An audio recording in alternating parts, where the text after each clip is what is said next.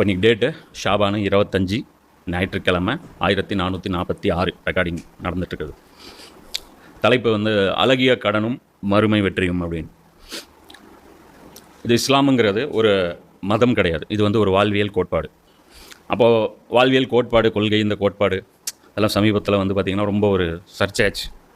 ஏன்னா விஜய்க்கு என்ன கொள்கை இருக்குது, திராவிடமும் தமிழ் தேசியமும் இருக்கண்கள் அப்படிங்கும்போது இது பாசிபிள் இல்லைன்ட்டு அவர் சொல்கிறாரு, இவர் கொள்கை இல்லைன்னு அவர் சொல்கிறாரு, சீமானுக்கு கொள்கை இல்லைன்னு திருமாவளவன் சொல்கிறாரு. ஏன்னா தமிழ் தேசியம்ங்கிறது இந்திய தேசியத்துக்கு உள்ளே வந்து அது பாசிபிள் கிடையாது. ஸோ இது கொள்கை இல்லைங்கிறது. ஸோ அதனால் முதல்ல இஸ்லாத்துக்கு என்ன கொள்கை இருக்குது, கோட்பாடு என்னென்னா, கோட்பாடு பெருசாக கொள்கை பெருசாக இதே தெரியாது நமக்கு நிறைய பேருக்கு.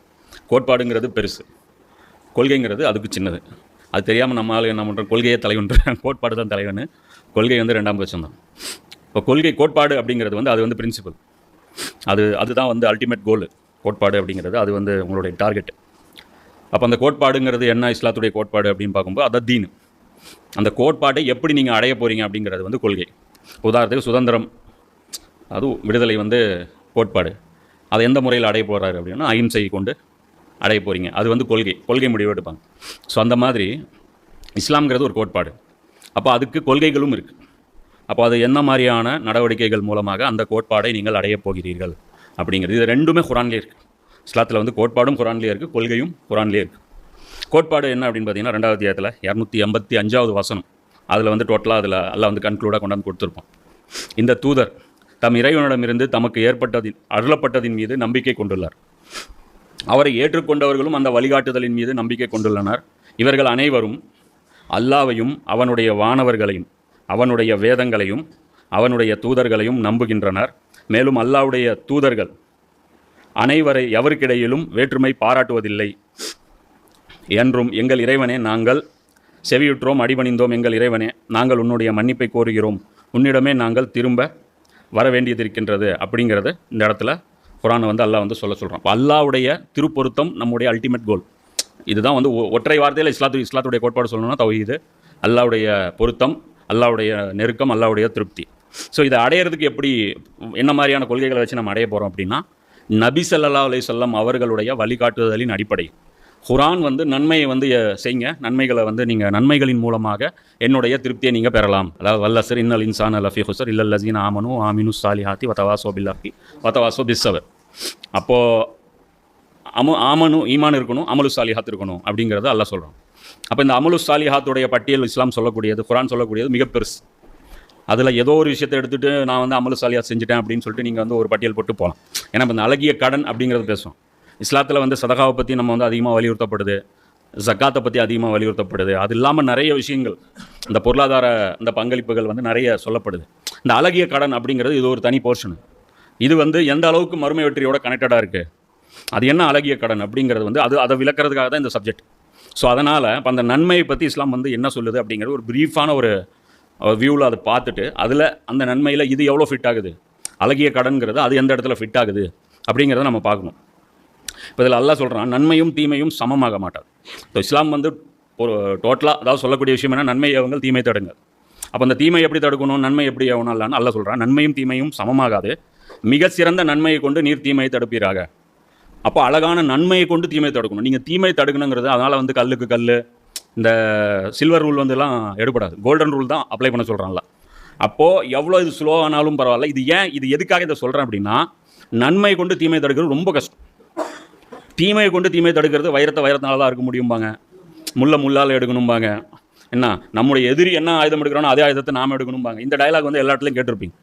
இப்போ அவன் வந்து மோசடி, பொய், பித்தலாட்டம், நயவஞ்சகத்தனம், ஒப்பந்த மீறுதல், இதையெல்லாம் கடைப்பிடிக்கும் போது நாமளும் அதே பாதையில் போகலாமா? அந்த பாதையில் நமக்கு வந்து அனுமதி கிடையாது. அதனால் என்ன ஆயிரும் அப்படின்னு பார்த்தீங்கன்னா, வெற்றிங்கிறது ரொம்ப உங்களுடைய இலக்கை வந்து பார்த்திங்கன்னா இன்னும் வந்து தூரமாக்கிட்டே போகும்.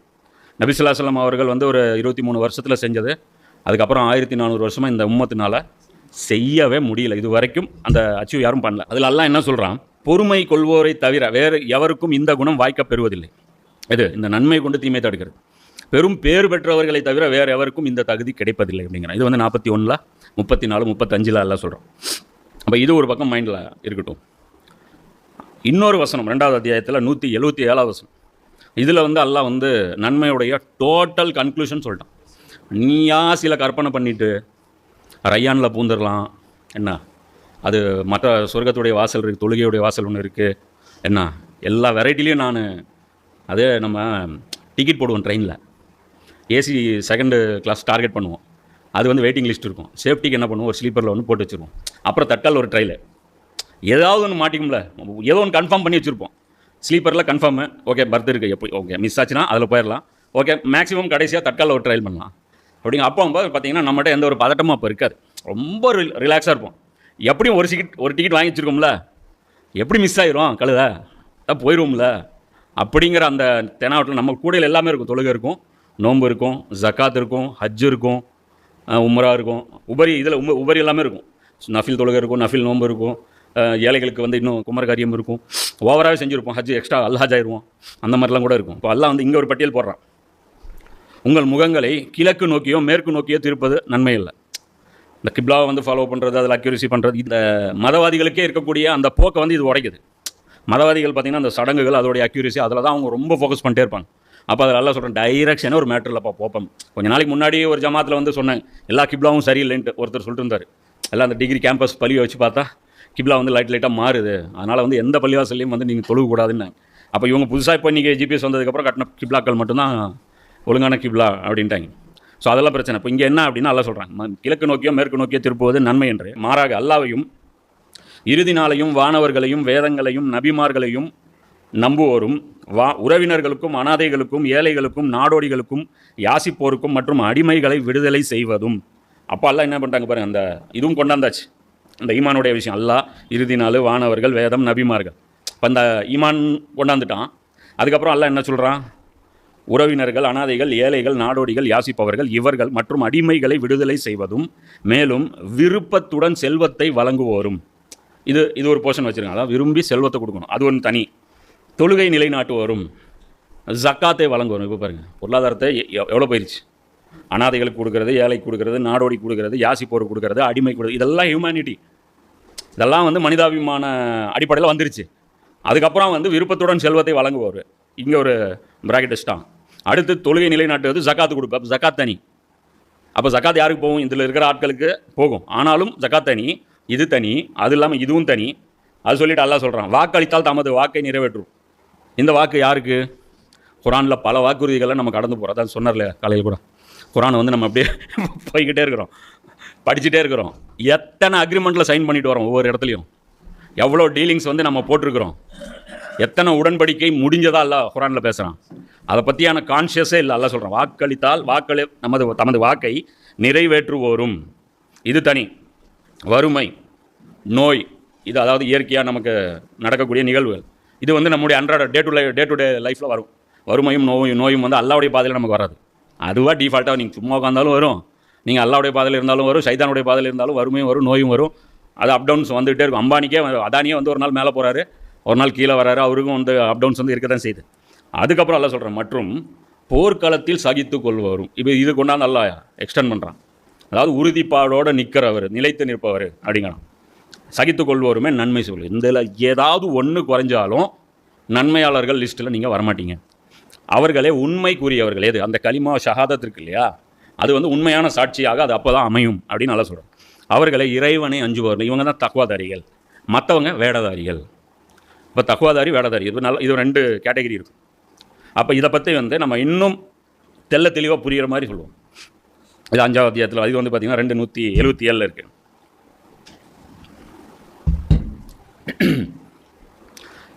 இது வந்து சூரா மாயிதால 12வது வசனத்தில் அல்லாஹ் சொல்கிறோம்.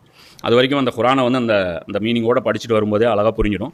பஹரா, ஆல இம்ரான், நிசா, இந்த 3லையுமே அல்லாஹ் பேசிட்டு வர்ற அந்த ஃப்ளோவில் வந்து கடைசி அந்த இடத்துல நிற்கும்போது நீங்கள் 3 உம்மத்தையும் வந்து ஒரே லைனில் நிப்பாட்டிடும். இந்த அந்த ஸ்கூலில் வந்து காலையில் ப்ரேயரில் நிப்பாட்டி வந்துடும், எல்லா ஸ்டூடெண்ட்ஸ் கொண்டாந்து உங்கள் மேலே நிப்பாட்டிடும். அப்போ அந்த டைமில் அது எல்லோரும் சமமாக ஒன்று நிப்பாட்டி, அப்போ அந்த டைமில் வந்து அல்லாஹ் சொல்கிறான், இஸ்ராயலின் வழித்தோன்றல்களிடம் அல்லாஹ் வலுவான உறுதிமொழி வாங்கியிருந்தான். இப்போ இந்த உறுதிமொழியை ஃபாலோ பண்ணுறவங்கன்ட்டு அங்கே சொல்லிட்டான். இந்த உறுதிமொழி வாங்கியிருந்தான். மேலும் அவர்களில் 12 பேரை கண்காணிப்பாளராக நியமித்திருந்தான். இன்னும் அல்லாஹ் அவர்களிடம் கூறினான், நிச்சயமாக நான் உங்களுடன் இருக்கிறேன். அப்போ இது என்ன சொல்கிறான், ஒரு வேலை சொல்லியிருக்கேன், நீ பயப்படாதீங்க, தனியாக இருக்கீங்கன்னு ஃபீல் பண்ணாதீங்க, நான் உங்கள் கூட இருக்கேன். நீங்கள் தொழுகை நிலை நிறுத்தியும் ஜகாத் அளித்தும் என்னுடைய தூதர்களை ஏற்றும். தொழுவணும், ஜகாத் கொடுக்கணும், என்னுடைய ரசூல்களை நீங்கள் உண்மைப்படுத்தணும், அவர்களுக்கு உதவி புரிந்தும் அவங்களுக்கு என்ன பண்ணணும், ஹெல்ப் பண்ணும், உங்களுடைய இறைவனுக்கு அழகிய கடன் அளித்தும். அப்போ இன்னும் அல்லாஹ் அடுத்து என்ன சொல்கிறான், அவங்களுக்கு அல்லாவுக்கு கடன் நீங்கள் கொடுக்கணும். ஜகாத் அங்கேயும் தனியாக வந்துடுது, அல்லாவுக்கு கடன் தனியாக வருது, இங்கே ரசூலுக்கு உதவின்னு இன்னொரு தனியாக வருது. வந்தீர்களாயின் நிச்சயமாக நான் உங்களுடைய தீமைகளை போக்கி விடுவேன். இப்போ வந்து அல்லாஹ் என்ன சொல்கிறான், இங்கே இப்போ நீ தௌபா கேட்டீங்கன்னா உன் தௌபா அங்கீகரிக்கப்படும். அது வந்து ஒரு 2 ஜும்மாவுக்குள்ளே இருக்கக்கூடிய பாவங்கள் மன்னிக்கப்படும். ஒரு ரமலான் இன்னொரு ரமலானுக்குள்ளே இருக்கக்கூடிய பாவங்கள் அப்போ மன்னிக்கப்படும். ஒரு உம்ரா இன்னொரு உம்ராவுக்குள்ளே இருக்கக்கூடிய பாவங்கள் மன்னிக்கப்படும். நீ தொழுகி போனீங்கன்னா ஒரு 8க்கு ஒரு தீமை அளிக்கப்பட்டு ஒரு நன்மை எழுதப்படும். இதெல்லாம் செய்யாமல் நீ ட்ராமா போட்டுட்டு வந்துட்டு உனக்கு வந்து பைபர்த்தில் ஒரு ஈமான் கிஃப்டாக கிடச்சிருச்சு, உண்மையான கடவுளை நாங்கள் மட்டும்தான் கண்டுபிடிச்சி வணங்கிட்டு இருக்கிறோங்கிற அந்த பெருமை பீத்தலில் நீ சுத்தனின்னா கண்டிப்பாக உனக்கு எதுவும் கிடைக்காது. அதெல்லாம் சொல்கிறான், நிச்சயமாக உங்களுடைய தீமைகளை இது செஞ்சால் தீமைகளை போக்கிடுவேன்றான்.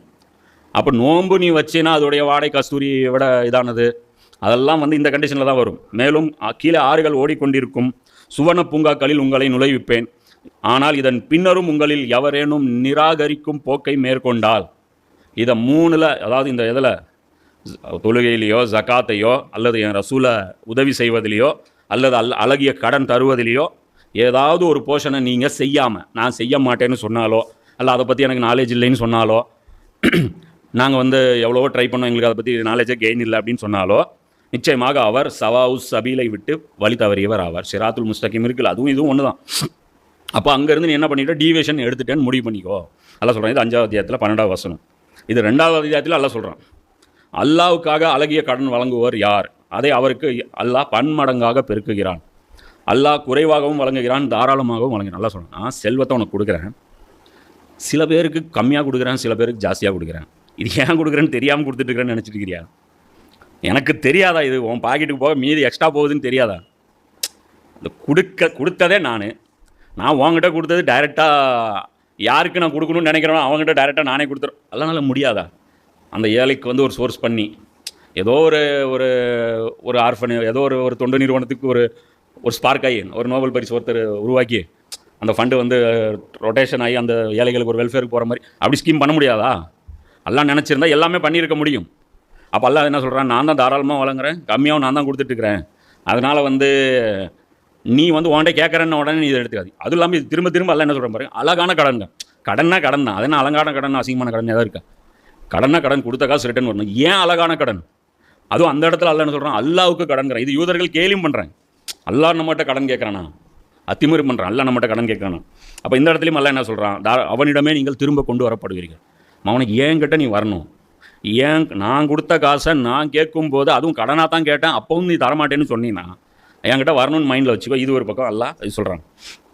இது மறுமை வெற்றியை பற்றி அல்லாஹ் சொல்லும்போது இந்த இடத்துல தூதருக்கு உதவி சாதாரண விஷயமா, அதுவும் மிகப்பெரிய விஷயம். அது அல்லாஹ் சொல்கிறான், அந்நாளில் வானத்தை பிளந்து கொண்டு ஒரு மேகம் வெளிப்படும், மேலும் வானவர்கள் கூட்டம் கூட்டமாக இறக்கி வைக்கப்படுவார்கள்.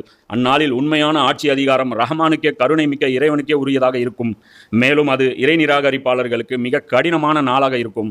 மேலும் அந்நாளில் கொடுமை புரிந்த அந்த மனிதன் கூறுவான், தன்னுடைய கைகளை கடித்தபடி கூறுவான், அந்தோ நான் இந்த இறை தூதருக்கு துணை புரிந்திருக்க கூடாதா, இவருக்கு நான் ஹெல்ப் பண்ணியிருக்க கூடாதா. இந்த இடத்துல அவன் பேசுகிறவன் பாருங்க, இந்த மனிதருக்கு நான் உதவி பண்ணியிருக்க கூடாதான்னா சரி, இவன் காஃபிர் பேசுகிறாங்களா? இறை தூதர்னு இவனே விட்னஸ் சொல்கிறான், இறை தூதராக இருந்தால் இன்னாருக்கு நான் உதவி செய்யாமல் விட்டுட்டேனே. ஏன்னா பார்க்குறான், அவ்வளோ நேரம் பார்க்குறான், விசாரணை நடக்குது, எது குறித்து விசாரிக்கப்படுது. இந்த ஸ்டேட்மெண்ட்டை வந்து அவன் எந்த எழுப்பணும்னு அவன் சொல்லலை, மெயின் கொஸ்டின் எது ரிலேட்டடாக போயிட்டுருக்குது. அங்கே அந்த விசாரணை வந்து குற்றச்சாட்டு என்ன வைக்கப்படுது, அதிகமான பேர் காலியாகிறது எதில் காலி ஆகிட்டு இருக்கிறாங்க. இப்போ ரசூலோடைய ஷஃபாத் ஏன் தேவைப்படுது, ஏன் நபி ஷஃபாத் பண்ணணும், புரியுதா? இங்கே வந்து ஒவ்வொருத்தருக்கும் ஏன் ஷாஃபா, எனக்கும் ரசூலாக்கு என்ன தொடர்பு இருக்குது? நான் வந்தேன் 2025, அவர் வந்து 575. உதவி பண்ண என்னத்தை பண்ணுறது? 2 விஷயம் எல்லாம் சொல்கிறான்.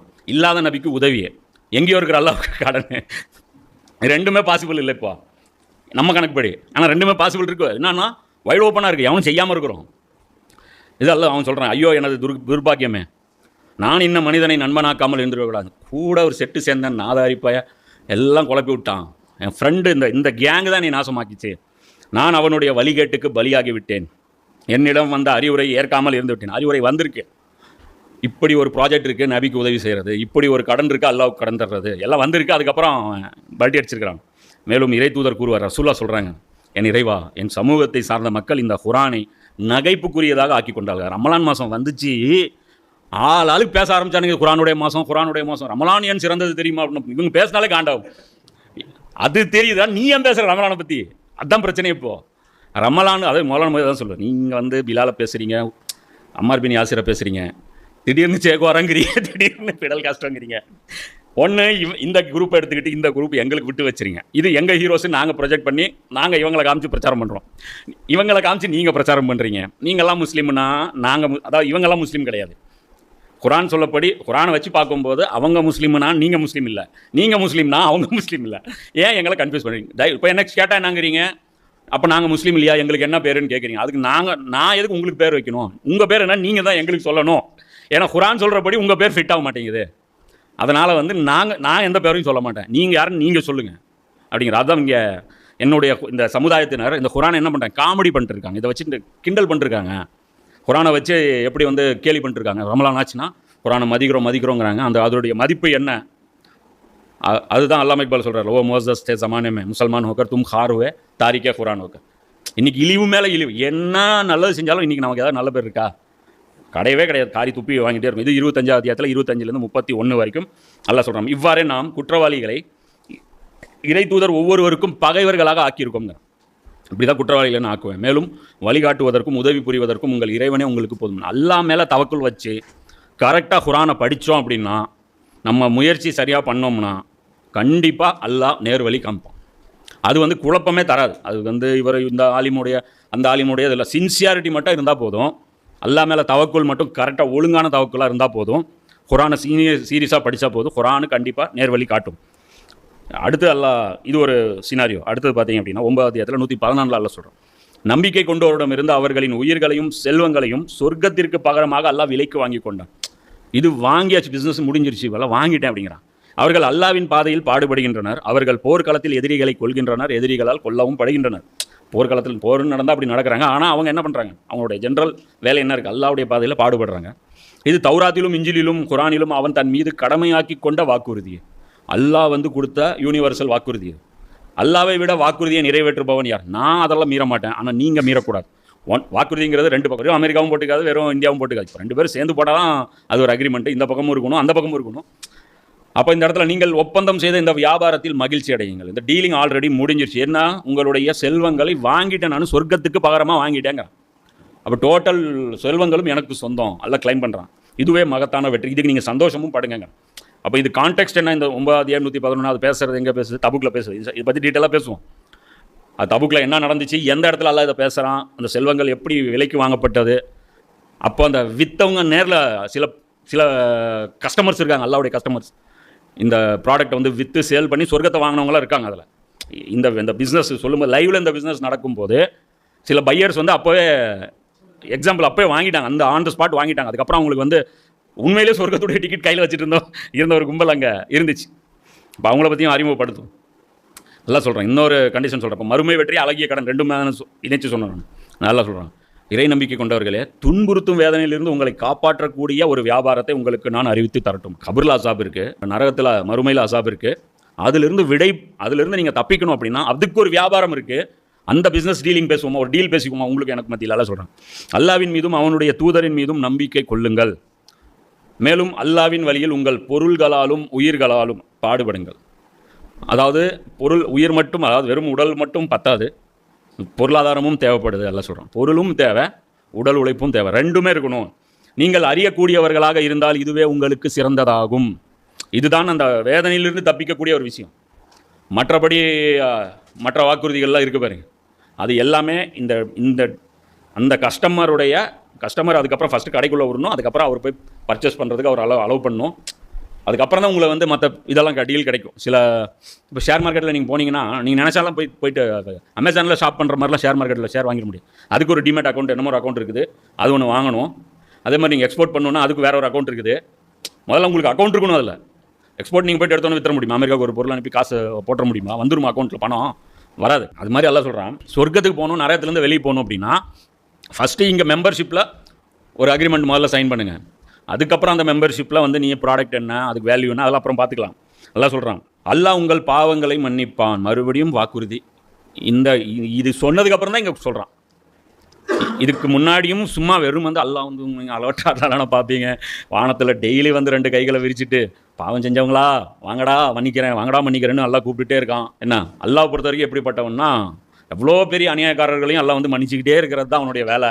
எவ்வளோ அநியாயம் நடந்தாலும் பரவாயில்ல, அவனை நம்பினா மட்டும் போதும். எப்படி உலகத்தில் எவ்வளோ அநியாயம், எவ்வளோ ஜுலுமை, என்ன கருமத்தை வேணாலும் பண்ணிக்கோ, என்ன நம்பிட்டியா டோட்டல் ஹோல்சேல் நீ வந்து மன்னிப்பு உனக்கு கொடுத்தாச்சு.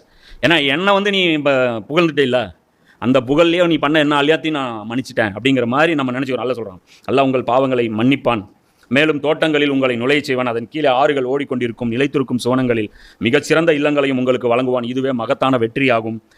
நல்லா சொல்லிட்டு சொல்கிறான். மேலும் நீங்கள் விரும்பும் இன்னொன்றையும் உங்களுக்கு வழங்குவான். அல்லாஹ்விடம் இருந்து கிடைக்கும் உதவியும் அண்மையிலே கிடைக்கவிருக்கும் வெற்றியும் ஆகும். நபிய நம்பிக்கையாளர்களுக்கு இந்த நற்செய்தியை அறிவித்து விடு. இந்த குட் நியூஸ் சொல்லுங்க, அந்த இடத்துல அதை கொண்டாடுங்கிறான், இந்த இடத்துல குட் நியூஸ் சொல்லுங்கிறான். இந்த இடத்துல அல்லாஹ் என்ன சொல்கிறான், நீங்கள் விரும்பும் இன்னொன்று. அல்லாவும் பாருங்கள் எவ்வளோ சட்டரிக்கலாம் அது வச்சுருக்கான்.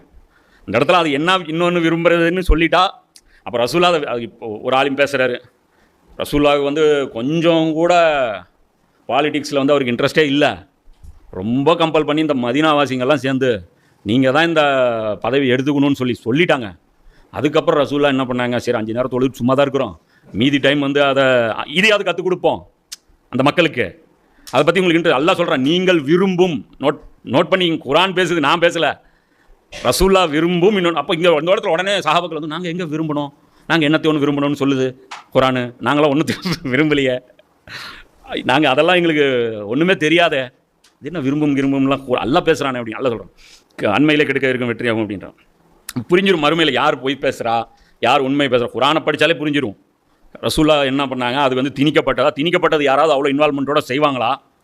நீங்கள் போகிறது ஒரு வழியாக போயிட்டுருக்கிறீங்க, திடீர்னு உங்கள் சொந்தக்காரர் கடை வழியாக போகிறீங்க, அவரு அர்ஜென்ட்டாக பாத்ரூம் வந்துருச்சு, கடையை கொஞ்சம் பார்த்து கொண்டு போயிட்டாரு, நீங்கள் அந்த நேரம் பார்த்து அவருடைய அக்கௌண்ட்ஸ்லாம் ரெட்டு பார்த்தார், இவருக்கு இவ்வளோ கடன் இருக்கா, மனுஷன் இவ்வளோ பிஸ்னஸ் லாஸில் போயிட்டுருக்கா அப்படின்னு போய் அந்த பிஸ்னஸை தூக்கி பிடிச்சி 13 வருஷம் அதுக்குன்னே ஃபோக்கஸ் பண்ணி என்ன அதை வந்து இந்தியாவுடைய நம்பர் 1 கம்பெனியாக மாற்றுற வரைக்கும் அங்கேயே உட்காந்துட்டு இருப்பீங்களா? எப்படா வருவார், 10 நிமிஷத்தில் வர சொல்லுப்பா சீக்கிரம் சார்ஜ் எடுத்துக்க சொல்லி, இதெல்லாம் தேவையில்லாத இம்சையாக இருக்குது. 70 குரானுடைய அறிஞர்கள் கஷ்டப்பட்டு 70 பேரை ரெடி பண்ணி மாரசா மாணவர்கள் வச்சுருந்தேன். அவங்க பாட்டுக்கு கூப்பிட்டு போனாங்க, ஏதோ கிளாஸ் நடத்துகிறாங்க, மாரசா நடத்துகிறாங்க, சரின்பானா தேவையில்லாமல் அது பொலிட்டிக்கல் இஷ்யூவாக போய் அது வந்து ரிலீஜியஸ் இஷ்யூலேருந்து போய் அது அரசியல் சப்ஜெக்டாக போய் அது அப்புறம் அது ஒரு பிரச்சனை ஆகி போச்சு. அப்போ இப்படி இருக்கும்போது இதெல்லாம் இத்தனையும் கேலி கூத்தான்றேன். பார்த்தா தெரியலையா, இது வந்து பை ஆக்சிடென்ட்டு 10 வருஷமாங்க ஸ்டேரிங்கில் உட்காந்துட்டு இருப்பாங்களா? அதுக்கு சரி இவங்க தான் வாங்கிட்டாங்க. அதுக்கப்புறம் அபூபக்கர் ஒரு 2 வருஷம், இவர் ஒரு 12 வருஷம், அவர் ஒரு 10 வருஷம், வேலையே இல்லையா யாருக்கு குலஃபாய் ராஷிதீன்களுக்கு?